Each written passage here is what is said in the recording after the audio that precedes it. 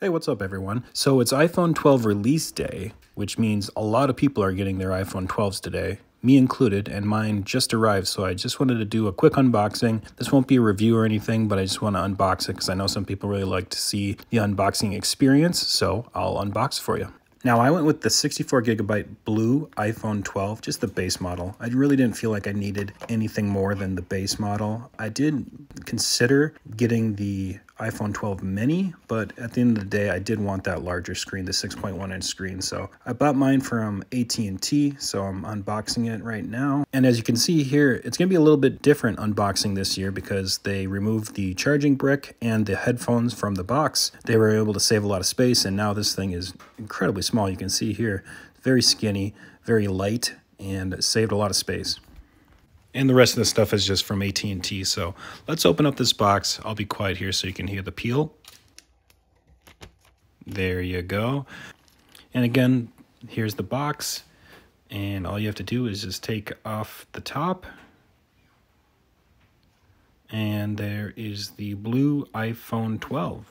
And I really like this color. It's more of a navy or a midnight blue. I was worried it was going to be a really light blue, but this one looks really great.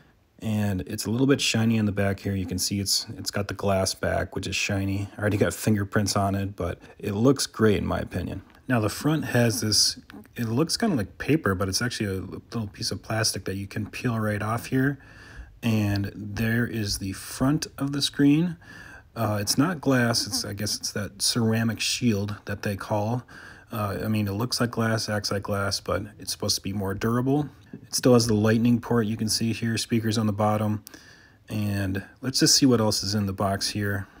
You have the USB-C to lightning adapter here.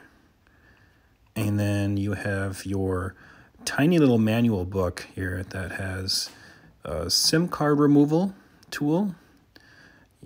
Typical paperwork from Apple, and then one sticker in the box.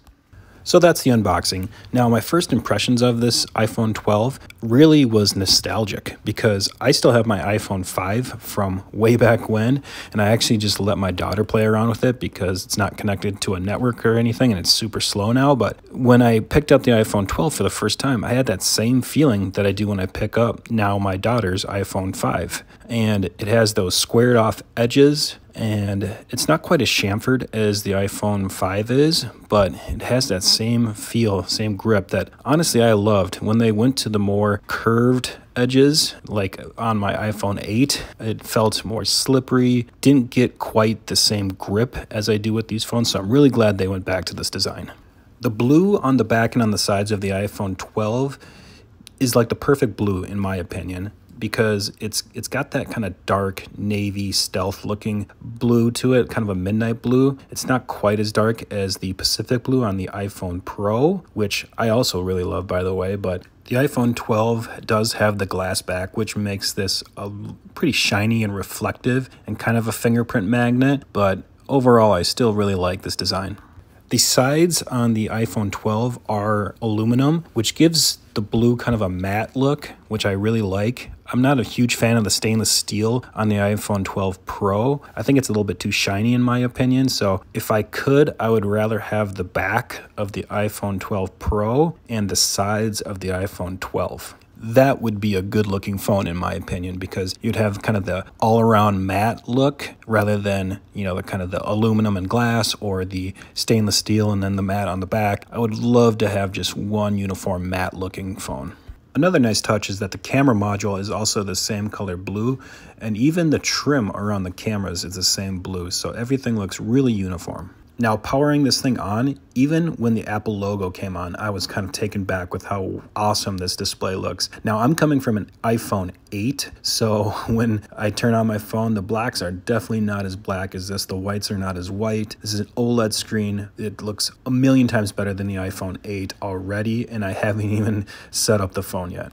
And overall, I just love the feel of this phone in my hand, and I'm really glad I went with the iPhone 12. Like I said, I was considering the iPhone 12 mini because, you know, I was really interested in possibly getting a smaller phone, and I hate having to reach across the screen with my thumb to touch things, or, you know, holding it with one hand. I wanted to make sure that it was comfortable. But the new design, kind of going back to that old iPhone 4, iPhone 5, makes this thing so much easier to hold and grip with one hand that I'm not worried about dropping this or it sliding out because of the rounded edges at all. So this feels great, and I'm really happy I went with the 6.1 inch, the regular iPhone 12. However, I do want to still feel that iPhone 12 money just to see what it's like and see how small it is, but overall I think I'm happy with this purchase. So the next thing to do is to set this thing up and put it through its paces. I plan on comparing this to my old iPhone 8, which is also on the latest iOS software, so you can see kind of the speed comparisons between the two, and my iPhone 10 that I also have. I plan on comparing it to that too, and I'll bring those on the next few days. So like I said, just a quick unboxing this time and a quick initial thoughts of this, but stay tuned. I'll be coming out with more reviews soon. Thanks for watching. I'll catch you guys in the next video.